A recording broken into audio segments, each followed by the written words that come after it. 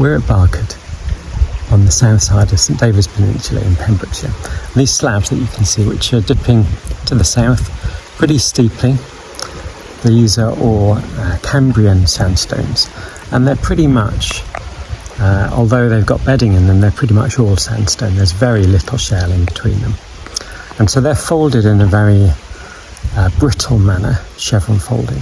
At the top you can see there's some rounded folding at the very hinges, and it's not cracked because everything is the same strength, so we don't have the strain partitioning into weak layers that you get where you see proper chevron folding in, say, things like turbidites.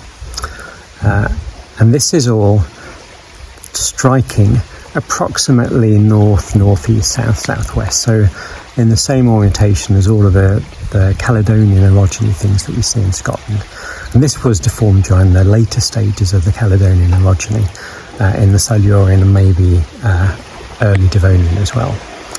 And here we can see, so we have clear folding and very steep limbs, dipping kind of 60 to 70 to 80 degrees on both sides of the limbs.